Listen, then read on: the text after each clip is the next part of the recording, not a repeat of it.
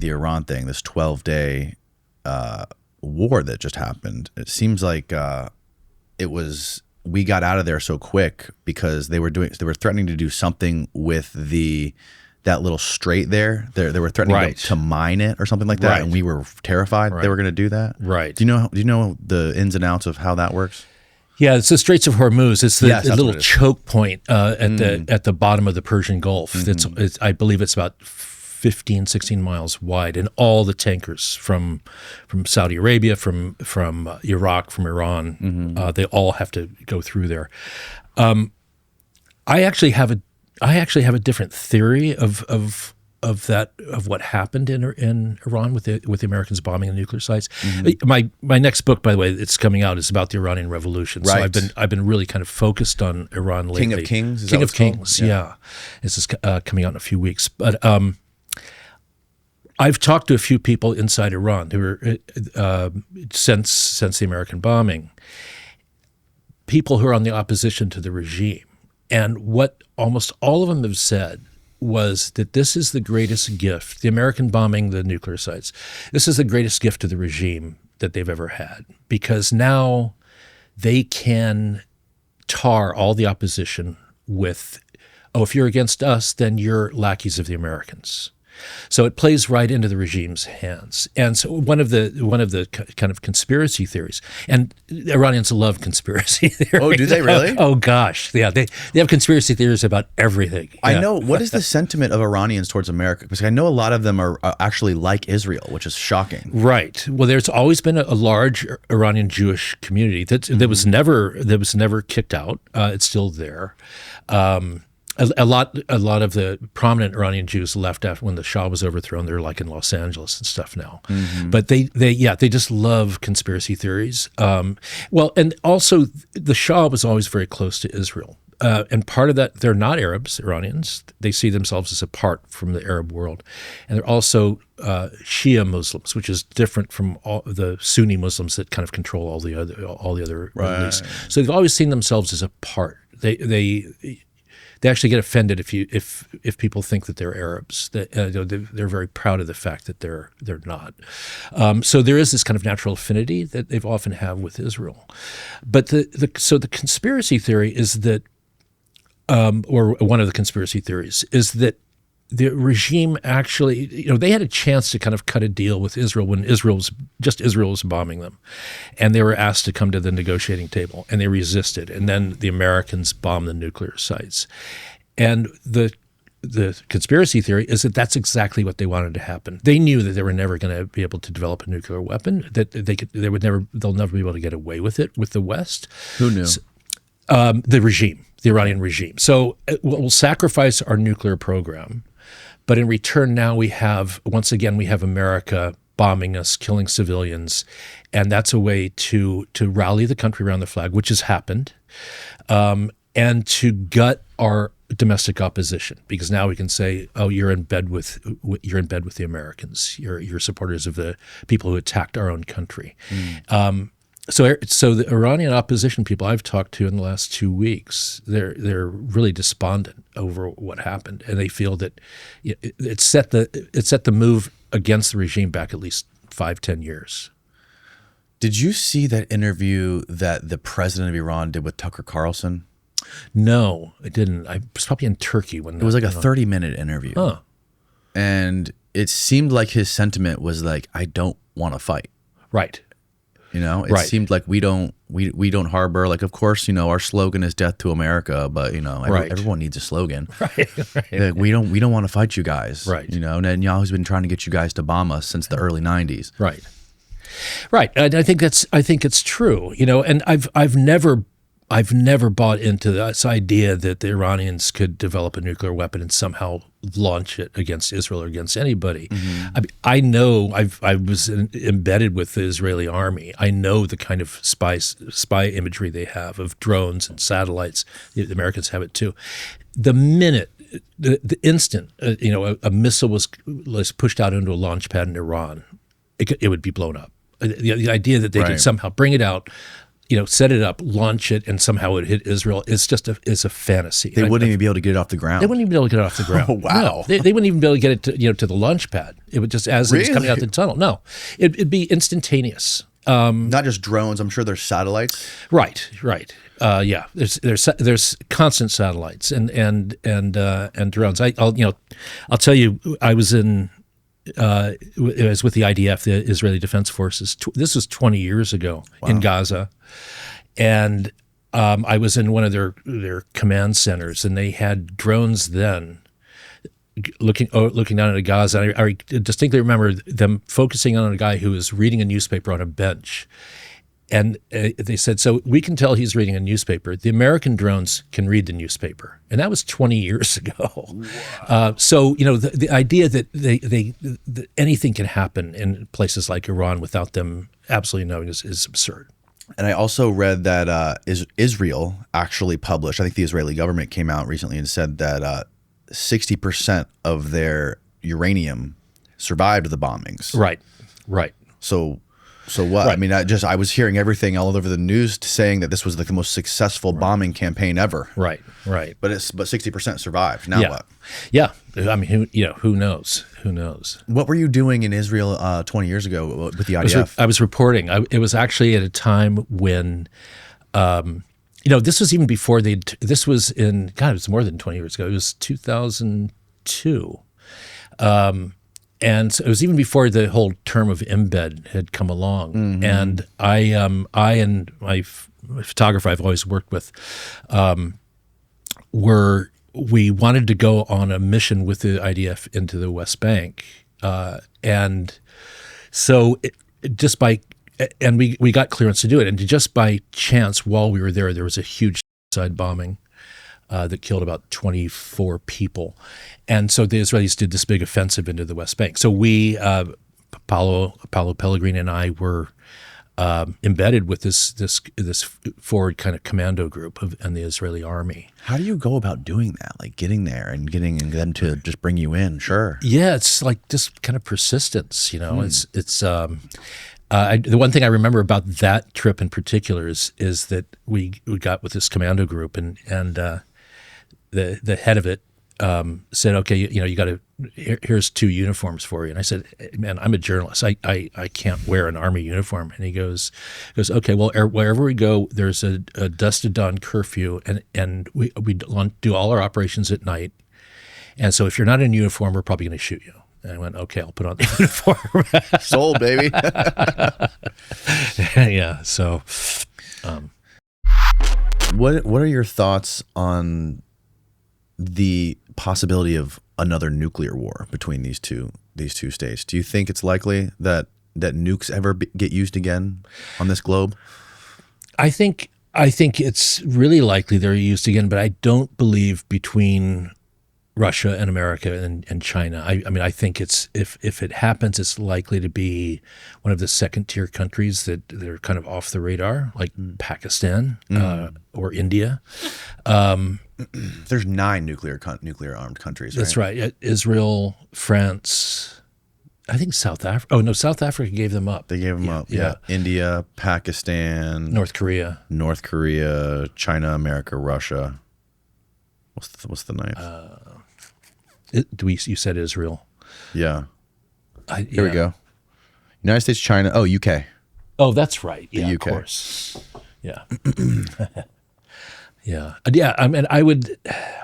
We only have 5,000 nuclear warheads? Yeah, we gave so many up during the SALT talks. That's incredible because we had like upwards of 20,000. Yeah.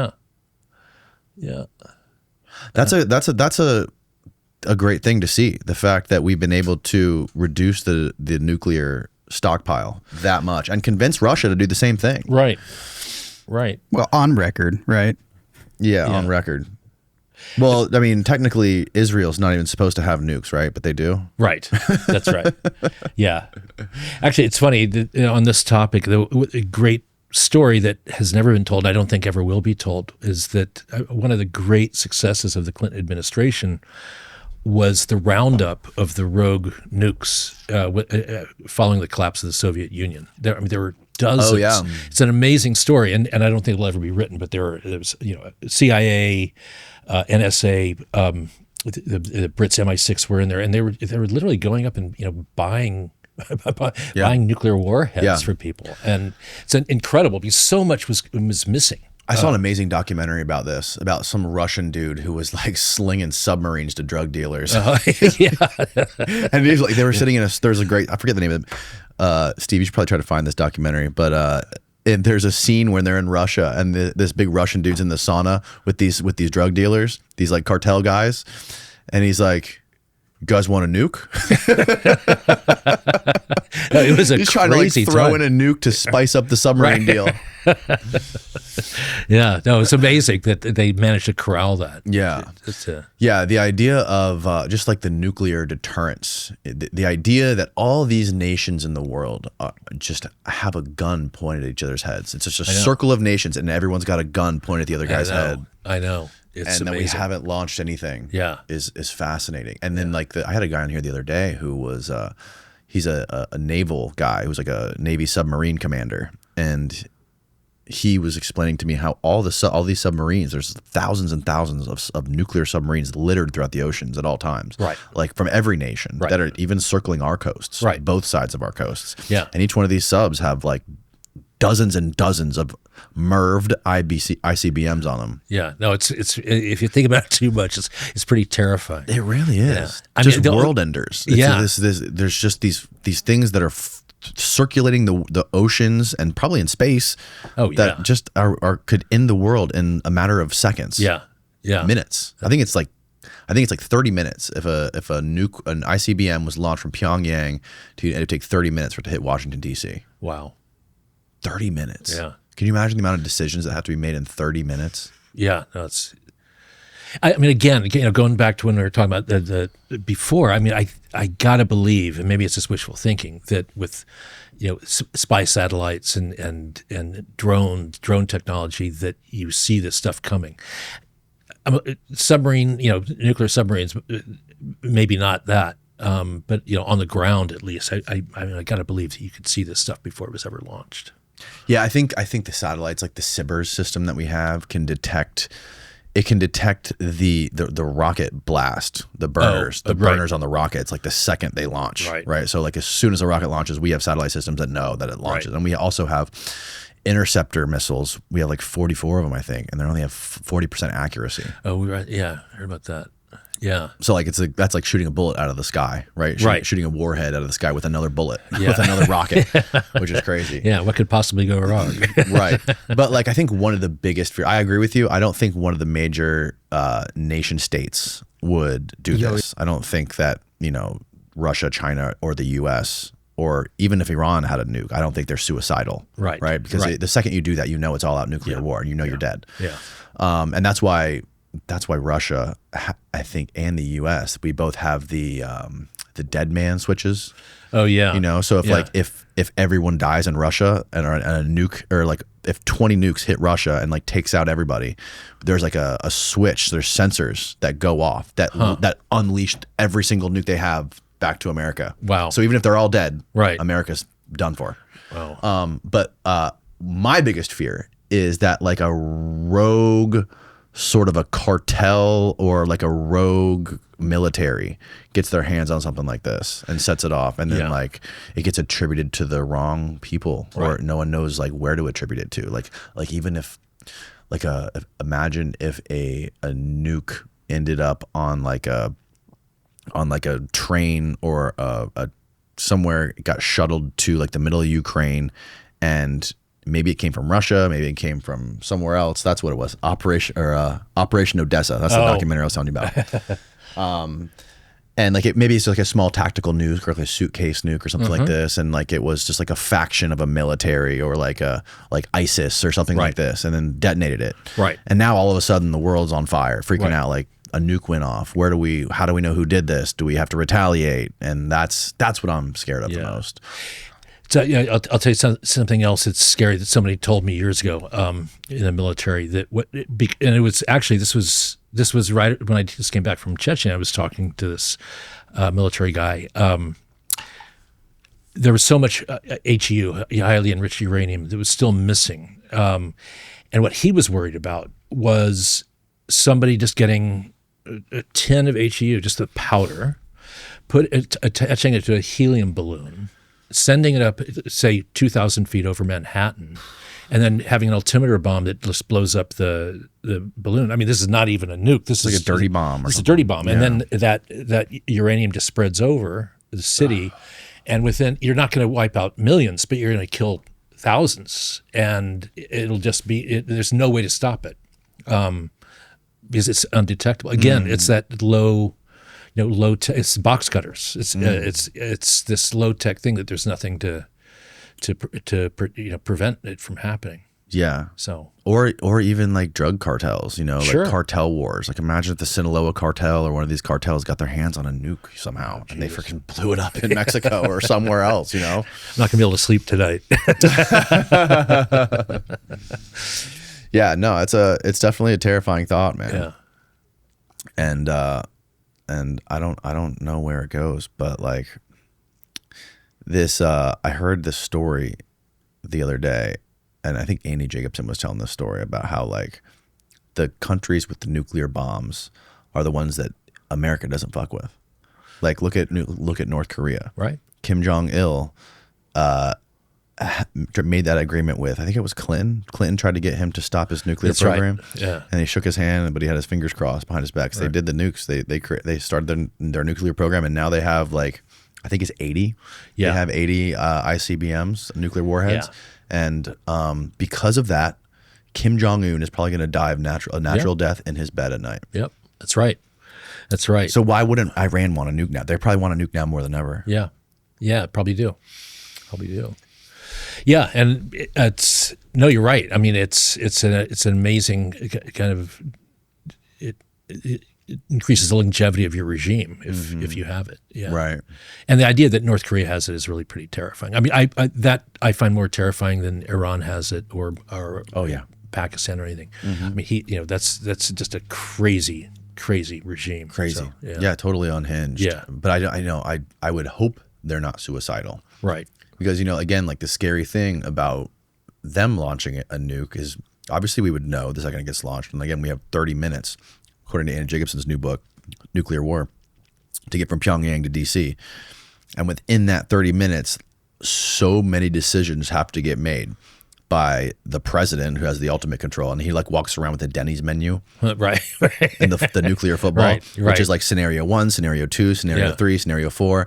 And each one of those scenarios has like this key code or whatever, or encryption code that you give to like strategic command. Right. And then they have to, go through all these processes and then like turn the keys to do it. Right. And like, then you have to get on the phone with Russia because you have to shoot those nukes back. So within that 30 minutes to get here, right? So there's like 12 minutes before we have to release our Minutemen missiles. Because they're stationary, and we have to imagine like it's use it or lose it with those. Like those are going to be destroyed if we wait 30 minutes, right? Because they could potentially target those to try to like take out, castrate us. So within 12 minutes, we have to say, okay, are we going to launch back? Let's get on the phone with Russia. Let's let them know that these missiles have to overfly Russia to get to Pyongyang or to get to North Korea. Right. When's the last time that the president was able to get Putin on the phone in less than 10 minutes, or you know what I mean, that quick? Right. I don't know, but I don't think I don't think it's ever happened. Right. So, and then they're going to see nukes flying over Russia. They're going to probably launch nukes. And before you know it, it's just the end of the world. Yeah. A nuclear winter. Yeah. This guy, Andrew Bustamante, is this former CIA officer. He was in the Air Force, then he went into the CIA. He worked in the nuclear command with the Air Force.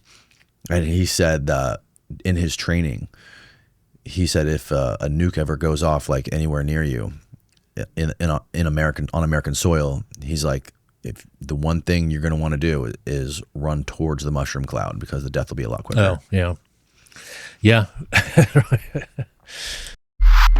And the other thing about, you mentioned sanctions. Sanctions very rarely work. What sanctions do is, especially in a dictatorship, which it's almost America almost always uses them only against dictatorships. It just consolidates power in the hands of the dictator. It gives them even more control over the society. If you sanction food, if you sanction weaponry, if you sanction medicine, that just then gives the dictator life and death control over the population. Secret police never go hungry. Armies never go hungry. It's the poor people. So. Right. Sanctions are just. I've always felt it's just a cheap and easy way of making it look like you're doing something, but in fact just empower who you're against. Castro has kept in power in Cuba for 50 years by sanctions. If he wouldn't have lasted a decade, if not for American sanctions, American sanctions gave Castro absolute control over that island. Interesting. And it was the best thing that ever happened to him. I'm sure every day he was like, got down. Well, he probably didn't pray, but he was just so thankful that American sanctions. Do you think we knew about this or have learned anything from this? No, because I don't think we've learned anything, because it's a way to look like you're doing something without committing troops on the ground, without going to war. And both Democrat and Republican presidents have done it all the time. Clinton did it with Saddam Hussein in Iraq. People were dying in Iraq, in Saddam Hussein's Iraq, because they didn't have insulin, the diabetics and stuff, because of the American embargo. So you just gave Saddam Hussein, again, life and death control over his people. It hardly ever works. Yeah, the idea of soft power, right? And it's being used in many ways with tariffs and then these sanctions, and I think they just recently announced they're going to double sanction Russia somehow. Right. They already have Russia sanctioned. Now they're going to sanction the people that trade with them, I think. Right. Like somehow that's going to work. I don't know. Or is that going to strengthen the BRICS alliance? No. What it's going to do is going to make the 20 to 50 oligarchs around Putin just that much richer. I mean, that's what I think is going to happen. So, where do you see this Russia conflict going with Ukraine?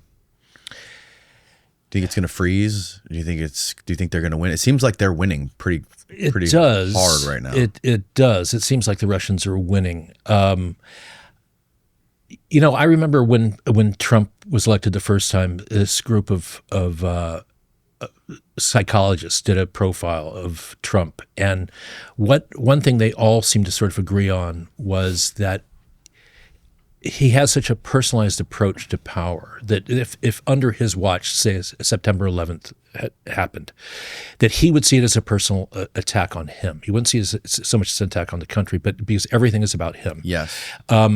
So similarly, extrapolating that to what's happening now in Russia. Now, Putin's kind of shamed him. He had this idea that he understood Putin, and Putin would that they were kind of buddies or whatever. And I think Putin has kind of played him for a fool over and over again about Ukraine. And now he's finally gotten his back up. He's going to ramp up, arms shipments to Ukraine. He's going to put these sanctions in place. My suspicion will be that Putin is gonna play for time.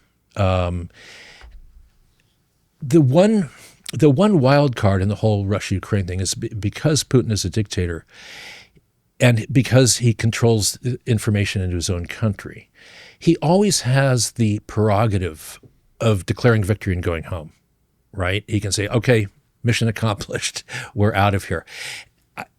If the Americans are smart, that they will set up a situation where he's able to do that. I don't see it happening with more sanctions, though.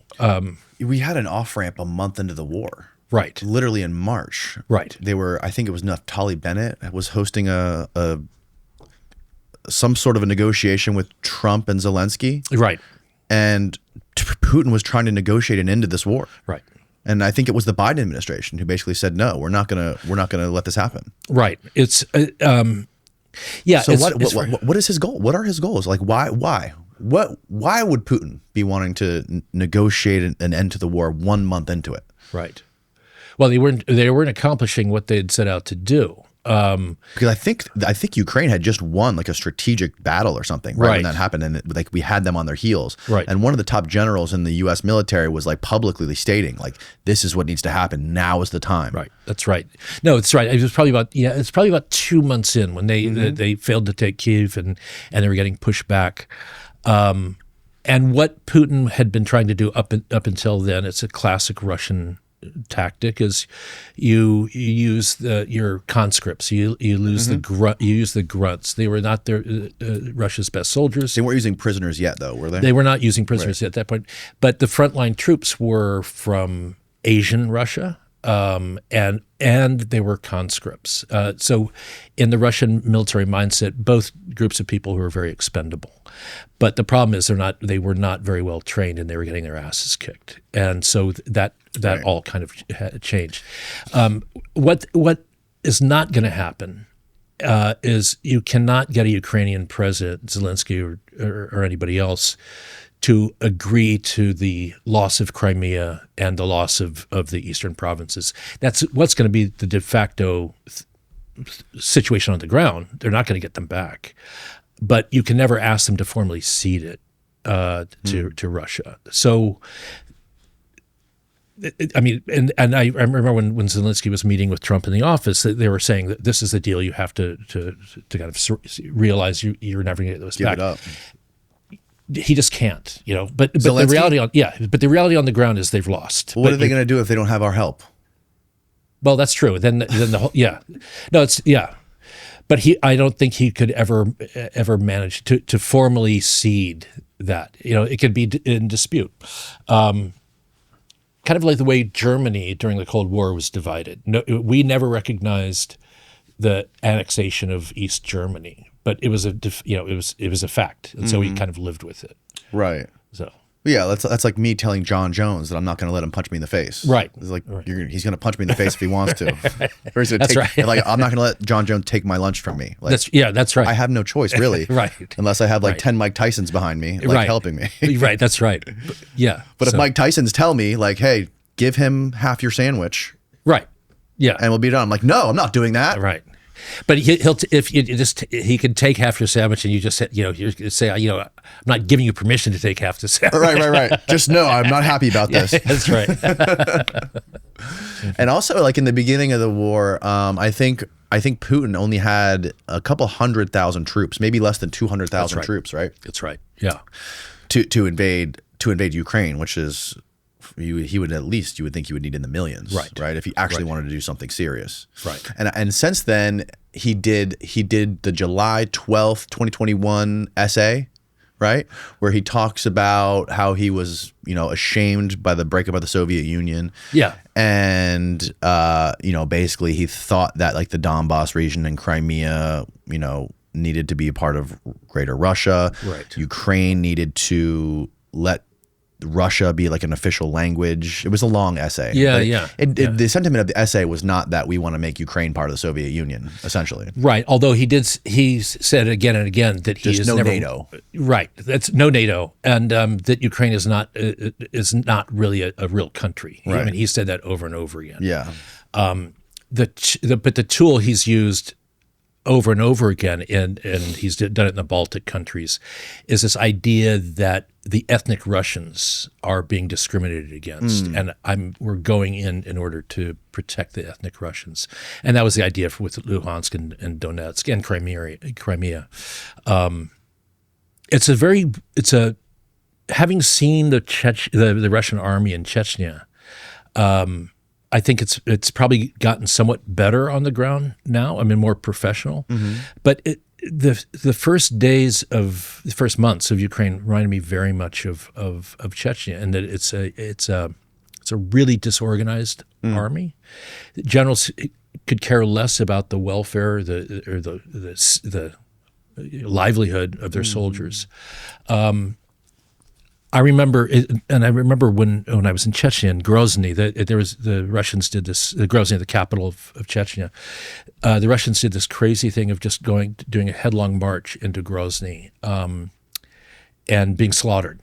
Something like 600 Russian troops were killed in about 45 minutes, and the next day, the the Chechens offered them a ceasefire, temporary ceasefire, so they could come and collect the bodies that were all over the streets of Grozny.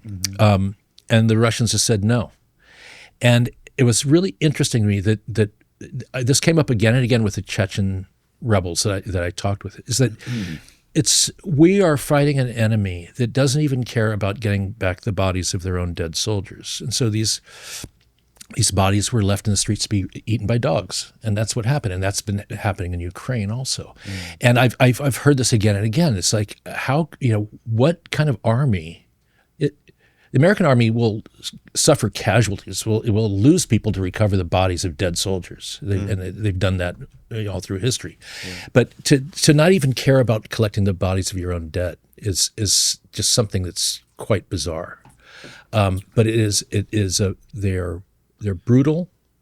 I mean, I've never seen an army quite like it. I would compare the Russian army, and again, I'm talking about the army I've seen, which were not the elite units, but I would compare the Russian army that I've seen in action to sort of a militia, a guerrilla group you'd find in sub-Saharan Africa.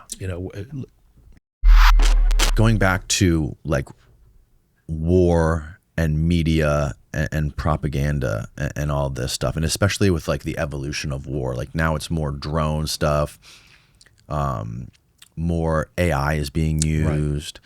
Biological weapons, these kinds of things. There's like so many more. And not only that, but like these guys are wearing GoPros out in the battlefield. That's right. And like killing each other. Yeah. And then executing people, their prisoners, and then like broadcasting that on Reddit or whatever these like little chat apps are. Like, it's just hard to imagine where this goes and how that actually changes war. Do you think it's possible that the idea you can broadcast this stuff live is going to change things when it comes to being able to like maybe analyze it somehow, maybe exploit it somehow, especially when it's uploaded instantaneously versus back in the 80s and 90s? I'm sure it took weeks to get stuff published, right? Sure. Do you think that's going? What kind of effect do you think like modern media is going to have on these conflicts? Well, I think increasingly technology is out of mainstream media's hands, right? As you talk about, like GoPro, and that's just somebody he can film himself executing a prisoner, and within a few minutes it's online. What I've seen over my career is that being a journalist, being a war reporter, has just become steadily more dangerous as war has become more savage. People who commit war crimes don't want witnesses. And I think war increasingly is all about war crimes. I'll give you an example. In Central America in the mid-1980s, and those were vicious wars. The death squads in El Salvador and Guatemala. But foreign journalists could, by taping their cars, with black tape saying TV or Prensa, press, they could actually cross between enemy lines. They could cross over. When the wars in Bosnia, in Yugoslavia, former Yugoslavia started in Bosnia and Croatia, the foreign journalists tried to do the same thing, and they're actually being targeted. And so in just less than 10 years, everything had changed. So now you put TV on your car and you're being targeted. So I talked briefly about Chechnya. Chechnya I've been in a lot of situations in war zones where I'm stopped at a checkpoint or a roadblock. I walk up to a group of gunmen and I don't know who they are. They don't know who I am. And there'll be an argument, and that argument is about whether to kill you or not. Chechnya was the first place I was at where there were several times where I saw that argument going on in a language I didn't speak. And it sounds like maybe a semantic difference, but it's actually a huge difference. The argument is whether there's any reason to let you live. The default position is they're going to kill you. So and that was what was so terrifying in Chechnya. I and my photographer got into a number of situations, actually twice with the Russians, twice with the Chechens, where we thought for sure we were going to be executed. And this was in a this was in a 3-week period. So because war has gotten so vicious, you don't want a journalist showing up and photographing what you're doing or filming what you're doing. So in that way, it's become much more dangerous. It would seem though like these people would want more attention from journalists. Sometimes they do. So I would say in general, government soldiers don't want you to, because if they have any sort of code of conduct in war, they don't want you. They don't want you to be seeing them executing prisoners or shooting civilians and stuff. Right. Yeah. I don't know. It's not a job I would want to do. I can tell you that. Yeah. And I've also heard stories of this one guy who used to be a war reporter for Vice, and he was explaining how he was in Afghanistan in the middle of like a firefight, and he was filming this firefight, and he was like right in the middle of it, and he was like, this weird thing takes over, where like you're so focused on getting that shot. And you're trying to get the perfect shot, and you're in like a life or death situation, right. And all the fear just dissipates, and you just go into this weird little bubble silo of a world where you're not afraid, the bullets are zipping by your head, but you're getting the fucking best shot that's gonna make your career. And then like you wake up, like the ringing goes away, and you wake up and like, what the fuck are you doing? Get out of here, or whatever. Right. Yeah. I think it's true often in a combat situation. There's kind of a air of unreality about it. And I mean, I remember the first time I was in a firefight. It was around shooting. Was in Beirut in 1983.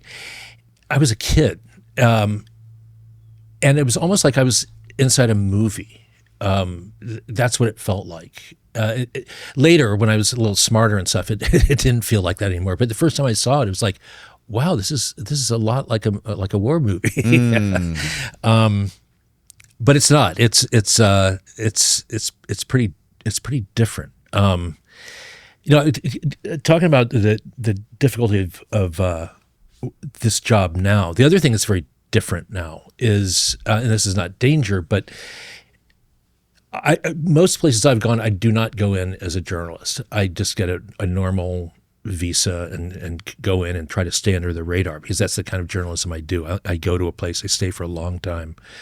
I'm usually trying to interview just individuals. I'm going to a village and building a story around that. Interviewing civilians? Yeah, often, or I'll be with a rebel group or an army group, but the idea is to kind of stay under the radar of the government. And that's increasingly difficult to do. And governments will just, there's a lot of governments out there. I'll use the example of Egypt. In Egypt, you have to, if you're a journalist, you have to get a press visa to go in. If you don't, the secret police are going to stop you within 10 minutes of if you go outside of the touristic zones, not 10 minutes, 10 seconds. If you start photographing or talking to Egyptians outside of the main tourist zones, the secret police will be on you in a flash, and then you'll get kicked out of the country. They're not going to kill you; they'll kick you out of the country. So I did a story that was quite hostile to the dictatorship in Egypt. Now I'll never get a journalist visa to go back to Egypt. They would never give me one. And there's probably a few countries like that. I've never been able to get into Saudi Arabia. I've always wanted to go, but really, yeah, it won't give me a visa. Why do you think that is? I might be able to go now as a tourist, because now they're kind of the royal family is doing this whole thing of they want to become this like tourist destination. But for journalists, no, they it's an oligarchy. It's all ruled by one family, and they don't traditionally they've never wanted like journalists to go in there. So interesting. Yeah.